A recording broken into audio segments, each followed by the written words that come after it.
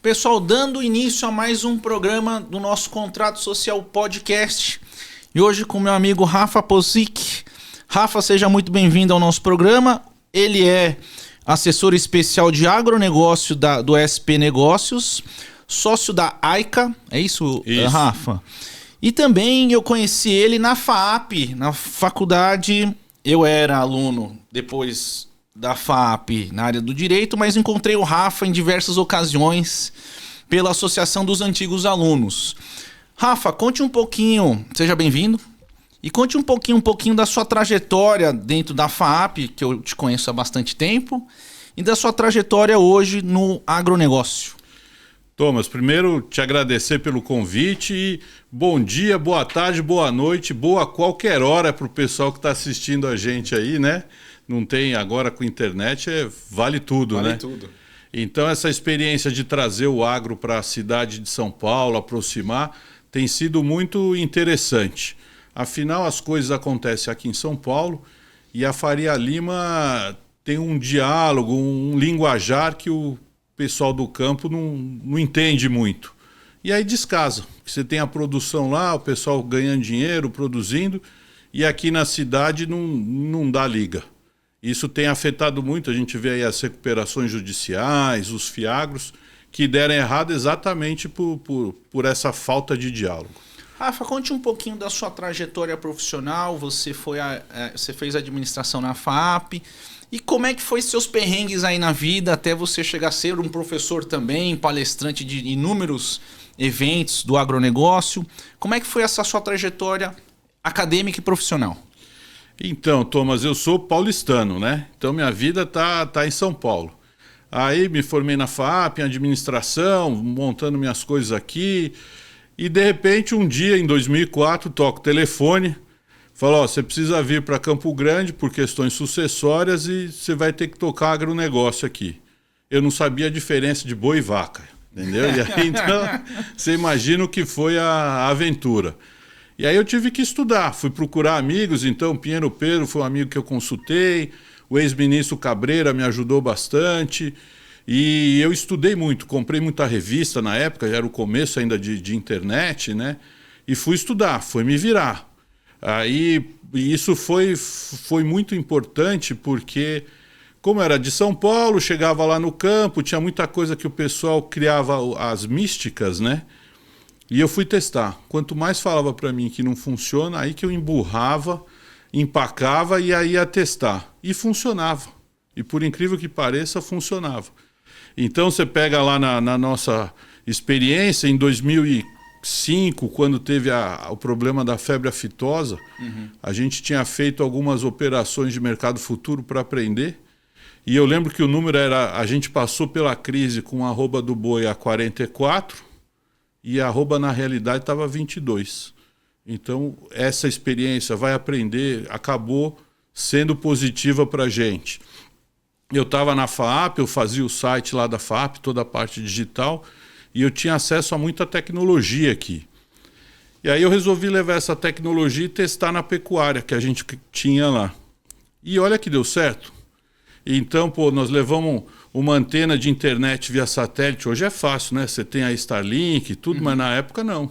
Tivemos que contratar com a InpSat, instalamos lá um link que era EDGE. Já era uma revolução, porque até então a gente tinha internet de escada via celular. Imagina a loucura que era. Aí implantamos brinco por RFID no nosso rebanho. A gente lia lá com bastão quando ia fazer o manuseio. A Microsoft me emprestou o que eram os tablets, né, os pré-tablets na época, não tinha, era só para teste, a gente testou, funcionou. E isso fez com que a gente ganhasse prêmios na área de pecuária no uso de tecnologia. Que legal. Então a fazenda foi capa do Estadão, ganhamos vários prêmios.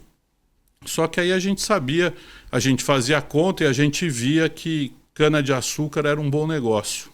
Rafa, como é que agora você estando dentro do SP Negócios, eu sei que você fala muito na estratégia militar, como é que é essa questão de usar um pouco a estratégia militar dentro do SP Negócios e também lidando com exportações, importações e investimentos?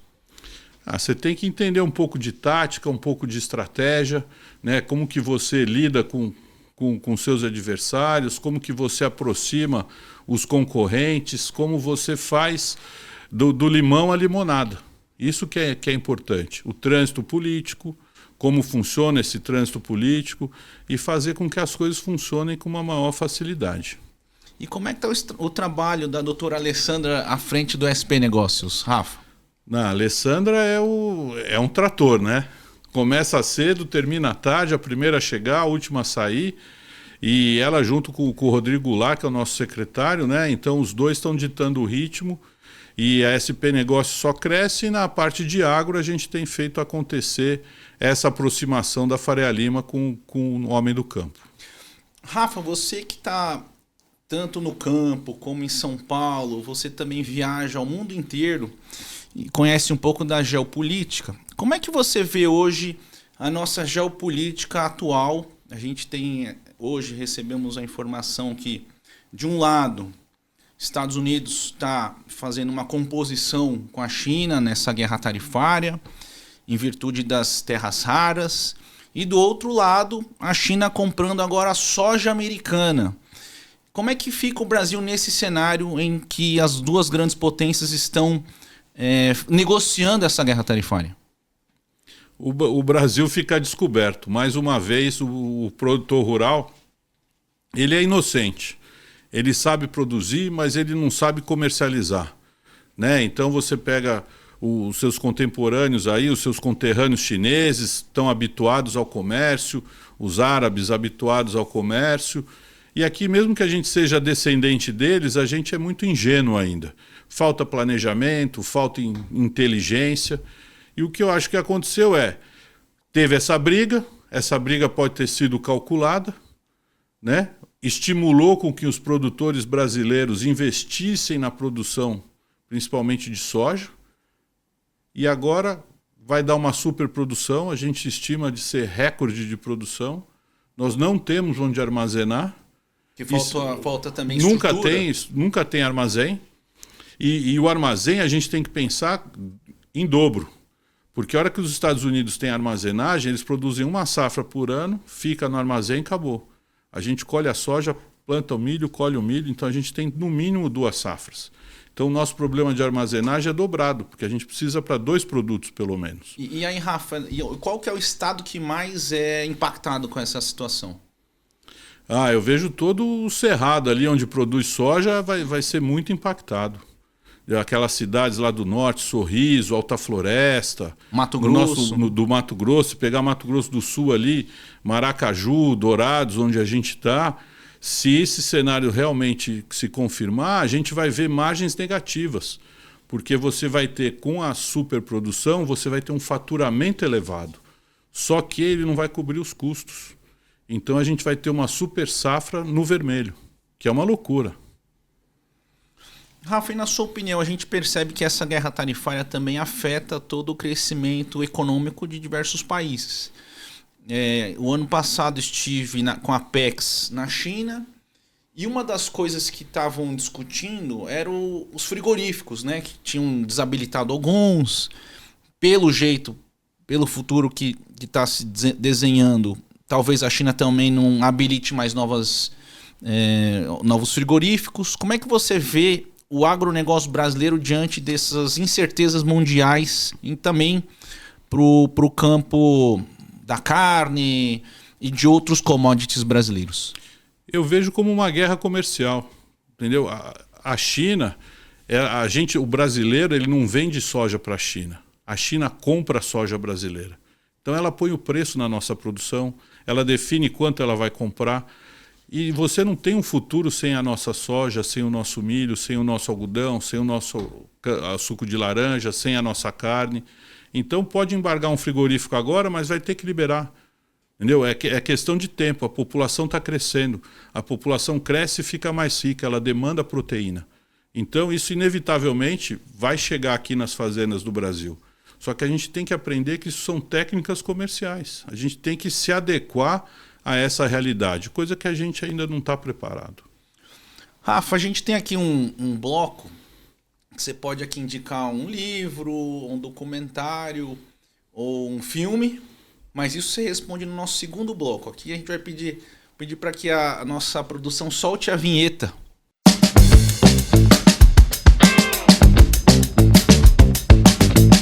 Retornando ao nosso programa Contrato Social Podcast, hoje com Rafa Pozic. Rafa, você pensou num livro, num filme ou num documentário para os nossos telespectadores? Você estava falando aí da Fundação Clinton. Eu vou recomendar a palestra do presidente Bill Clinton na FAAP em 2001, antes dos atentados das Torres Gêmeas, onde ele dá uma aula de geopolítica do Oriente Médio, mas o principal, ele fala da questão da água no século XXI. E ele fala que a água é o petróleo deste século, onde as nações vão entrar em guerra por causa da água. A água é um bem finito. E quando o Brasil exporta soja, ele está exportando água naquele grão de soja. Sim. Quando ele exporta o bife, ele está exportando muita água naquele bife. Então a água é estratégica. Se não tiver água, você não tem agricultura. E Rafa, esse documentário, essa entrevista do Clinton tá onde? Dentro do YouTube? Tá no YouTube. O pessoal procurar lá Bill Clinton na FAAP e eles chegam nessa palestra aí. Rafa, agora em relação à liderança e família, ser a quinta geração de uma família que atua no campo traz quais responsabilidades e aprendizados na gestão das fazendas? Então, na verdade, meus filhos são a quinta geração, né? A gente pulou a terceira geração, então questão sucessória, assumimos e agora os meninos já estão na gestão. Uhum. O que a gente sempre aprendeu é que terra você não vende. Tá? Terra você tem que manter porque é dali que vai sair seu ganha-pão. E é aí que descasa com os fiagros. Porque o fiagro prevê a compra de uma fazenda para financiar e com a opção de recompra dessa propriedade. E não vai acontecer a recompra porque o fazendeiro, se ele vendeu, ele vai usar o dinheiro. Tá? E se ele deixar no banco, a fazenda vai valorizar muito mais que qualquer aplicação no banco. E aí o que acontece? A Faria Lima acha que uma fazenda é uma laje de escritório. E não é. Então, aqui no escritório não pagou, você põe para fora. Na fazenda, ele está produzindo. O arrendante ele vai ficar lá 2, 3 anos na propriedade brigando na justiça. Aí você acabou com o fluxo de caixa do fiagro. E é isso que a Faria Lima não entende. Rafa, agora em relação à educação e impacto social, você como professor, presidente da Associação de Ex-Alunos da FAAP, que mensagem você costuma transmitir aos jovens que querem unir propósito, inovação e impacto social em suas carreiras? Eu trabalho com a moçada que quer ir para o agro, né? Então eu dou aula para os herdeiros e dou aula para aqueles entusiastas do agro, que querem trabalhar com agro. Eles têm que se dedicar, eles têm que estudar e eles têm que se preparar. E é um mercado garantido, essa é a diferença. Você monta uma franquia de pão de queijo, você não sabe se vai vender. Você monta uma franquia de loja de sapato, você não sabe o que vai acontecer. Mas o mundo vai comer, e vai comer cada vez mais. Então, uma fazenda sempre vai ter mercado. Se você é o dono da fazenda, cada vez mais você vai ter que trabalhar com produtividade. Se você não tem a fazenda, mas você é um entusiasta, você vai investir em tecnologia, como que eu coloco o drone. É capital intensivo. Então, o pouquinho que você tiver de rendimento, o resultado é muito grande lá na frente. Então, esse é o agro é o recado para essa moçada aí que está procurando o que fazer. Rafa, a gente está agora próximo ao mês de novembro. Vamos entrar aqui no mês de novembro com COP30. Né? O que o agro brasileiro precisa fazer para ser protagonista na COP30? Se vender bem, porque hoje a gente tem o Código Florestal. E o Código Florestal coloca lá que pelo menos 20% das fazendas brasileiras têm que ser preservadas. Mata preservada, APP preservada, os rios, né, pelo menos. Na Amazônia esse número chega a 80%. Então a gente precisa falar para o gringo que a gente já faz a nossa lição de casa. A gente precisa falar para o gringo que 66% do Brasil está preservado. Que se a gente quiser expandir a nossa área de produção, a gente expande sem derrubar uma árvore. E eu acho que mais que isso, a gente tem que divulgar isso, mas divulgar em inglês também. Entendeu? Porque a gente acha que o português é obrigatório para todo mundo. E às vezes, quando fala, o cara não entende o que a gente está falando. Então acho que tem que ter ações em inglês, divulgar lá fora. E a gente tem tido uma experiência interessante com alguns podcasts, algumas falas que a gente está desenvolvendo no YouTube, que é exatamente isso. A gente faz uma em português e faz uma em inglês, e para nossa surpresa, o número de acessos em inglês é maior que o de português, porque são informações relevantes que o gringo quer saber o que está acontecendo no Brasil. Rafa, juntando agora um pouco do agro, e você tinha mencionado um pouco da Faria Lima. Como é que você vê a questão de aproximar o mercado financeiro da Faria Lima com o agronegócio brasileiro? Fundamental. O dinheiro está na Faria Lima. O agro precisa se financiar. O fazendeiro ganha dinheiro, ele precisa investir. E ele vai fazer isso aonde? Passa pela Faria Lima. Mas a Faria Lima, ela tem que ela tem que desvestir as sandálias da humildade, né? Ou vestir as sandálias da humildade. Então, a hora que o banqueiro da Faria Lima chega lá para o fazendeiro que está com o silo dele cheio de soja e pergunta para ele qual o seu spread. Pô, acabou a conversa. Entendeu? Não tem conversa depois disso. Eu montei uma planilha aqui de Excel, num ambiente, numa sala bacana, com ar-condicionado, tudo funciona. A realidade é outra. Entendeu? Você está numa indústria a céu aberto onde São Pedro é seu sócio. Então ele tem tem que ter as safras, né? Tem então, todo um o cara da Faria Lima tem que vestir sua botina, colocar um chapéu, tirar o terno e ir para o campo para ir lá na fazenda e ver como que é o dia a dia do homem do campo. Que acorda cedo, fica olhando para cima para ver se vai chover, se não vai, preocupado com toda aquela... É uma aula de logística. A máquina tem que ter combustível, tem que ter alimentação para o operador daquela máquina. E a alimentação não é que acaba o turno dele, ele vai no bar da esquina, almoça e volta. Ele está lá 80, 90 quilômetros da cidade mais próxima. Como que se garante segurança? Se acontece alguma coisa, como que você transporta em segurança esse funcionário, esse colaborador? Então, tudo no campo é mais difícil, as distâncias são muito grandes. E tem outra coisa também, né, Rafa? Essa questão das mudanças climáticas, isso daí com certeza pode afetar o agronegócio brasileiro. Sim, afeta muito, porque hoje você vê as chuvas estão distribuídas de maneira diferente. Então, você pega um histórico de chuvas de uma propriedade... Às vezes ela até no mês de novembro, no mês de outubro, ela chove parecido todo ano. Tem uma lógica ali. Talvez, mas só que você vai ver no dia a dia, mudou. E isso impacta diretamente o agronegócio. Porque se chove no começo do mês, você perdeu a janela para plantar. Uhum. E aí você vai plantar mais tarde. Isso vai impactar na colheita. Se você planta e depois seca, você perdeu a sua planta, entendeu? Porque não teve água para a semente germinar, ou ela germinou um pouco e depois morre. Morreu. Então, essa mudança climática afeta diretamente. Rafa, para a gente finalizar, de que forma a SP Negócios pode ajudar a transformar o agro em um ativo atraente para o capital de São Paulo? Mostrando exatamente essa outra realidade. Levando o homem da Faria Lima a falar a mesma linguagem do homem do campo. A pegar o homem do campo, trazer para cá, num ambiente tranquilo, todo mundo falando a mesma língua. O cara não quer ouvir inglês, ele fala português. Entendeu? Ele sabe plantar soja, ele sabe ganhar dinheiro com soja. A gente não pode ter arrogância de achar que porque está na cidade a gente está lidando com o Chico Bento lá. Esse Chico Bento não existe mais. Esse cara anda de avião, ele tem hábitos que o pessoal da cidade, às vezes, o cara está engravatado, bonitinho, mas ele não tem R$10 no bolso. Então é isso que o pessoal precisa entender. Rafa, eu queria que você colocasse aqui as suas considerações finais para o nosso público. Thomas, esse espaço aqui foi fantástico. Acho que sempre que a gente puder falar do agro, o agro na cidade de São Paulo, é uma oportunidade única. A cidade sem o agro, ela morre. É isso que as pessoas têm que entender. Cada vez que você faz uma refeição, essa refeição tem um fazendeiro por trás garantindo esse alimento, garantindo o algodão da sua roupa, garantindo essa madeira aqui. Então, o agro vive sem a cidade. mas a cidade não vive sem o agro.